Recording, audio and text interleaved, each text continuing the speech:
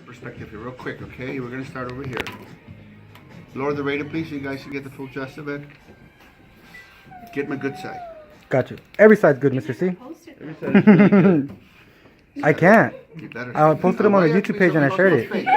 I posted them on the YouTube page and I shared it. Because I can't post it on the group me. Oh, it's only 30-second videos. Quickly. Here we go, because we have 10 minutes before we can start open gloving. Fun. All right. I'm going to go over the basic urinary catheters. These are urethral catheters, urinary catheters. You have the Red Robinson. Okay. It's made out of latex.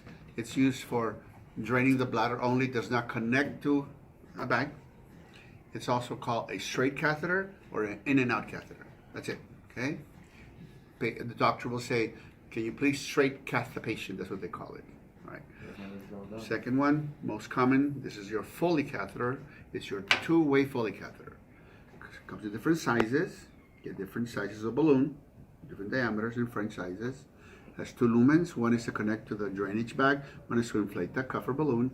You put saline, sterile water or sterile saline through a syringe to inflate the balloon. Okay, making this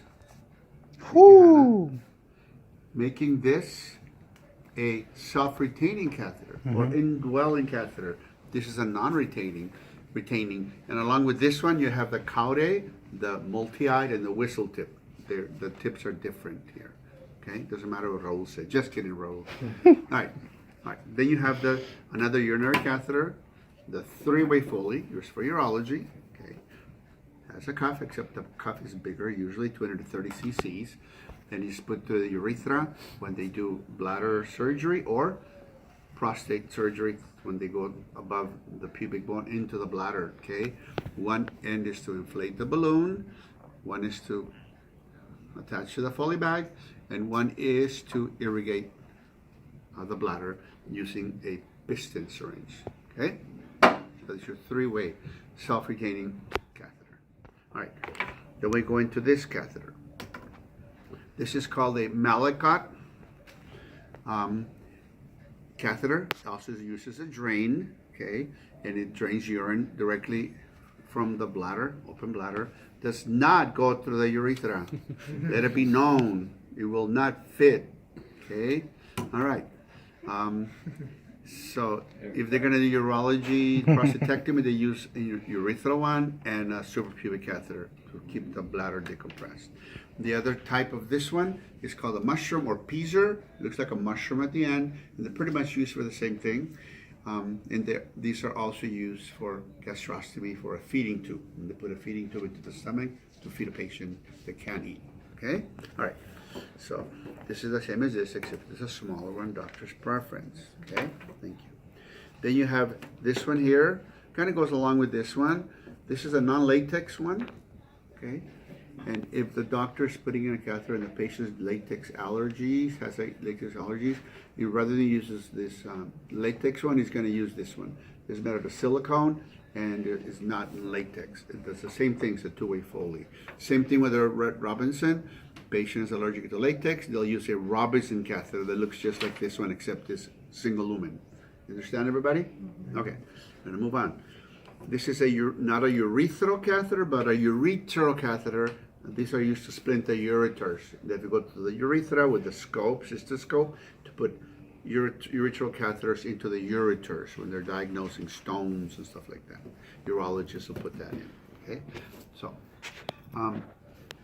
this is a T-tube. Okay, we're not going to go in any particular order here. A T-tube. One that would be smaller than this, obviously, is used for common duct exploration surgery when they remove the gallbladder. So after they remove stones or they're going to close the common bile duct, they put this T part, one up, one down inside, and this gets exteriorized, connects to a bile bag temporarily. Okay, so this is for gallbladder surgery, for cholangiograms when they're doing common duct exploration, checking for stones. Okay, all right. This is a Penrose drain. It comes in different sizes. Happens to be a 1 inch. There's a 3/4 inch, 1/2 inch, 1/4 inch. Okay.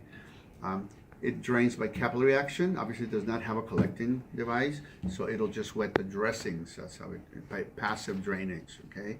capillary action or wicking action, the same as a cigarette would have a gauze to the lumen, but they both drain the same way. Understand that? Okay. So that's your Penrose drain. When you hand it to the surgeon, it's always handed moistened in saline. Always in saline. All right. This is an endotracheal tube used for general anesthesia. It has a cuff or balloon that the anesthesiologist will inflate to intubate the patient when they're unconscious, so they can put them in a respirator, breathing tube. When they're ready to extubate the patient after surgery, to relieve the secretion so there's no collection device, the doctor will use, the anesthesiologist will use a suction catheter that connects the suction to relieve the secretion from inside the ET tube. Understand that, everybody? Suction catheter, okay? There's gonna be some matching on the test on Monday. I'm gonna put the names of all these and matching, and then the terminology next week, you're gonna put it on the line. If I say, used to relieve obstructions from the ET tube, it's a suction catheter, okay? All right, I'll put it next to so you guys remember. This helping? Yep. Okay. These are called airway tubes, okay? That's actually airway tube also, but this is used after anesthesia when they're gonna transport the patient. When the patient is having difficulties breathing, this is oropharyngeal, goes in the mouth, comes out of the lips, and this one that goes to the nose when there's surgery of the mouth, okay? And it opens the airway so the patient can breathe temporarily. That's after anesthesia. All right. I kind of skipped this one. Sorry for the people that are videotaping. Instead of using an endotracheal tube, the anesthesiologist may choose to use a laryngeal mask.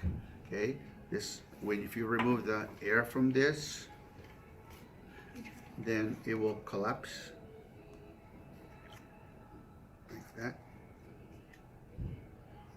It's not working. Oh, that's not working. So this is inserted into the mouth, goes down into the throat, and it covers the top of the trachea. You know where the larynx is, this sticks out of the mouth, and then they ventilate the patient through here. Put them on a respirator, okay? And it prevents from irritating the trachea because this tube literally goes into the trachea. You understand that? Mm-hmm. And this one goes on top of the trachea. So it's a lot smoother intubation. Patients do not have that sore throat afterwards, okay? All right, so that's it. It's also for general anesthesia like this. There are also suction secretions from there with a suction catheter.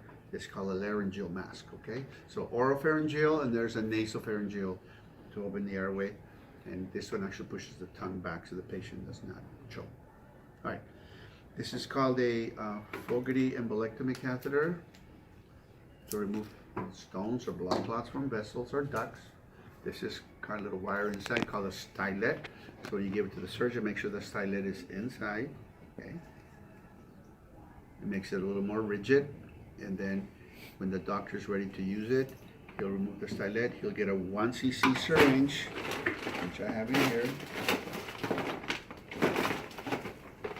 So you'll have this in your sterile field, because these are for vascular procedures, right? You pull back, this is a 1 cc syringe, okay? And the surgeon will be doing this, puts it at the tip, and he inflates a balloon like that, and then he pulls back and he brings out anything from that duct or vessel. That make sense? That's like for like aviation, Yeah, you said? right. So by doing that, you're filling the inside lumen of that vessel, so as they pull it back, it's gonna trap anything in its path to remove it. Make sense? Mm-hmm. Okay, so the Fogarty embolectomy catheter takes only 1 cc of air, okay? Now somebody put the stylet back in there, please, for that hole. Thanks. All right, and put it in here when you're done. All right, let's go over drains really quick. This is called a Jackson-Pratt drain, JP drain. This is the part goes into the wound. This gets exteriorized, okay? Usually through a separate stab wound, and then you activate it by, oops, that thing came out, by squeezing, hold on. We'll put it back on. You squeeze it, and then you put, this goes on top of this after the incision is closed, like that. And let me collapse this. So this is gonna be inside. So that's gonna stay collapsed like this. And it starts sucking out fluid and blood, right? During the next, hours or so. And when it gets full, then you're gonna see it inflate like this, and it's gonna be filled, and it holds 100 cc's of How fluid. quickly does It depends how much bleeding there is. Could be an hour, could be 24 hours. So that's a JP. Jackson Pratt, and the other one the company makes is called a Blake